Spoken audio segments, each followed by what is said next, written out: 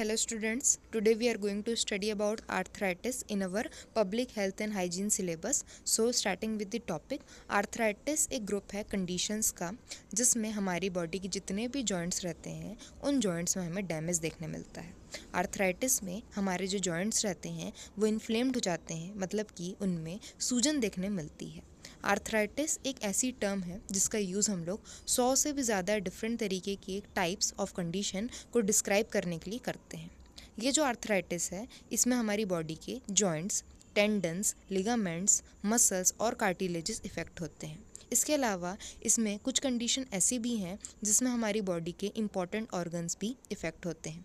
For example, अगर हम rheumatic arthritis के बारे में बात करें तो इसमें हमारा हार्ट जो रहता है वो इफ़ेक्टेड रहता है। अभी स्क्रीन में हमें जो दो पिक्चर्स दिखाई दे रही हैं ये एक पेशेंट की है जिसे आर्थराइटिस की प्रॉब्लम है। तो आप देख सकते हैं कि बॉडी में जो जॉइंट्स हैं, जैसे कि फॉर एन एग्जांपल अगर हम हाथों के बारे में भी देखें तो हाथों का जो नॉर्मल स्ट्रक्चर है ये बदल के ये पूरी तरीके से डिफॉर्म्ड हमें दिखाई देता है और बॉडी में जितने भी जॉइंट्स हैं उसमें क्या होता है, डिफॉर्मिटी हमें देखने मिलने लगती है। अब आर्थराइटिस के टाइप, तो arthritis one of the most common chronic condition है वर्ल्ड में। इसका मतलब ये है कि ये लंबे समय तक चलने वाली एक कंडीशन है। अब इसके जो सबसे कॉमन टाइप है इसमें आता है फर्स्ट ऑस्टियोआर्थराइटिस। तो ये ऑस्टियोआर्थराइटिस जो है ये हमें देखने मिलता है जब हमारी बॉडी के जो जॉइंट्स रहते हैं उनमें ब्रेक आता है नॉर्मल वेयर एंड टेयर के कारण, मतलब कि रेगुलरली यूज़ होने के कारण हमारी बॉडी के जो जॉइंट्स रहते हैं वो यूज़ होने के कारण ऑस्टियोआर्थराइटिस से जूझते हैं या फिर उससे सफ़र करते हैं। ये ज़्यादातर हमें बूढ़े लोगों में, ओल्डर पीपल में देखने मिलता है। Next type is rheumatoid arthritis. तो ये एक ऑटो इम्यून डिजीज़ है जिसमें हमारी बॉडी जो रहती है उसका इम्यून सिस्टम खुद ही के जॉइंट्स को इफ़ेक्ट या फिर अटैक करने लगता है, जिसके कारण हमारे जो जॉइंट्स रहते हैं उसमें पेन, दर्द, स्वेलिंग, सूजन या फिर डिसेबलिंग इफ़ेक्ट देखने मिलते हैं। इसके कारण हमारी बॉडी जो रहती है उसमें भी डैमेज आ सकता है, इंक्लूडिंग अदर ऑर्गन्स जैसे कि eyes, heart and lungs. Gout इसका नेक्स्ट थर्ड टाइप है। तो इसके कारण हमारी बॉडी में सडन या फिर सीवियर अटैक होता है जिसके कारण हमारे जो जॉइंट्स रहते हैं उसमें बहुत ज़्यादा दर्द या फिर स्वेलिंग या फिर सूजन देखने मिलती है। इस तरीके का जो आर्थराइटिस है, मतलब कि गाउट, हमें तब देखने मिलता है जब हमारे ब्लड के अंदर में यूरिक एसिड का अमाउंट ज़रूरत से ज़्यादा बढ़ जाता है। ये ज़्यादातर अगर हम देखें तो बिग टो के जॉइंट से शुरू होता है, लेकिन ये बॉडी के किसी भी जॉइंट में हो सकता है। नेक्स्ट और लास्ट टाइप इज़ एनकाइलोसिंग स्पॉन्डाइलिटिस। तो ये जो आर्थराइटिस है ये स्पाइन का होता है, मतलब कि हमारी जो स्पाइनल कॉर्ड रहती है उसमें स्वेलिंग, सूजन, पेन, दर्द और स्टिफनेस, मतलब कि अकड़न देखने मिलती है। और इसके अलावा कुछ दूसरे कॉम्प्लिकेशंस भी हमें अपनी स्पाइनल कॉर्ड में या फिर स्पाइन में देखने मिलते हैं। अब जो आर्थराइटिस है, जो वात रोग है, इसके मेन सिम्टम्स या फिर इसके लक्षण क्या होता है हम ये देखेंगे। तो सबसे कॉमन तो स्वेलिंग या फिर सूजन है। इसके अलावा जो हमारे जॉइंट्स रहते हैं उसमें पेन, दर्द होगा। इसके अलावा क्योंकि हमारे जॉइंट्स में स्वेलिंग है और दर्द हो रहा है तो जो पेशेंट रहता है वो ज़्यादातर अपनी बॉडी के मूवमेंट नहीं कर पाता, मतलब कि ज़्यादा अपनी बॉडी को हिला डुला नहीं सकता। स्टिफनेस, अकड़न, रेडनेस, टेंडरनेस, मतलब हमारी जो बॉडी रहती है बहुत ज़्यादा नाजुक हो जाती है और साथ में जो भी हमारे जॉइंट का ऊपर वाला हिस्सा रहता है उसमें हमें वार्मथ फील होती है। ये सारे इस बीमारी के या फिर आर्थराइटिस के कॉमन सिम्टम हैं।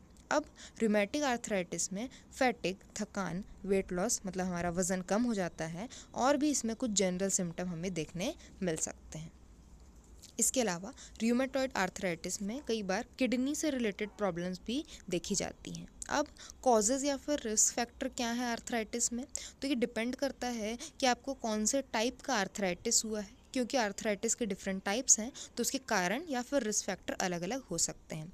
जैसे मेनली अगर हम लोग देखें तो इंजरी, कभी किसी को अगर चोट लगती है तो इसके कारण जॉइंट्स में पेन हो सकता है, स्वेलिंग आ सकती है, तो ये भी इसका एक कारण है।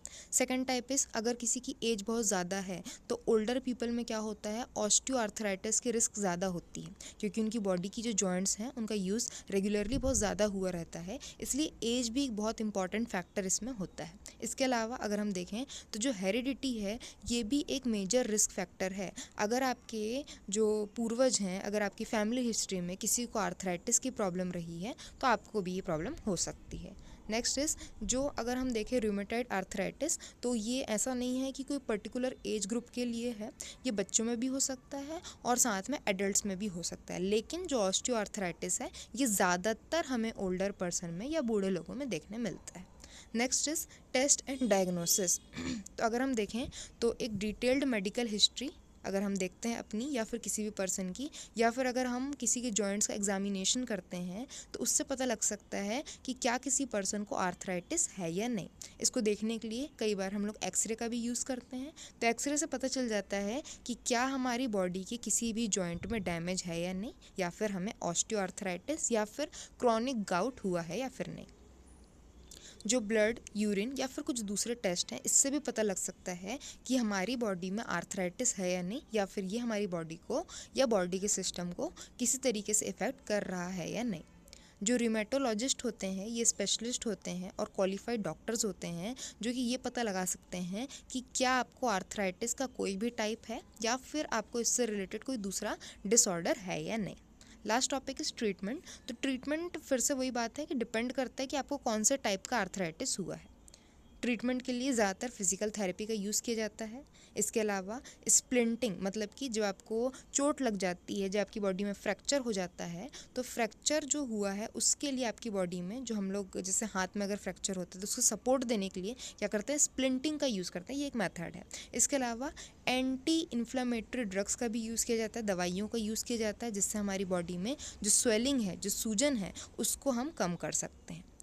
कुछ ड्रग्स ऐसे भी रहते हैं जो कि हमारी बॉडी के इम्यून रिस्पॉन्स को भी कम कर सकते हैं, सप्रेस कर सकते हैं, जिसका एग्जांपल है कॉर्टिकोस्टेरॉइड्स, पैराफिन वैक्स डिप्स, या फिर कोल्ड पैक्स का भी हम यूज़ कर सकते हैं अगर हमें ज़्यादा स्वेलिंग है, ज़्यादा अगर सूजन आई हुई है, या फिर लास्ट ऑप्शन इज़ कई बार सर्जरी के थ्रू भी हम इसे ठीक कर सकते हैं। जो ऑस्टियोआर्थराइटिस रहता है इसमें अगर हम देखें तो हिप और नी जॉइंट रिप्लेसमेंट सर्जरी भी कई बार की जाती है।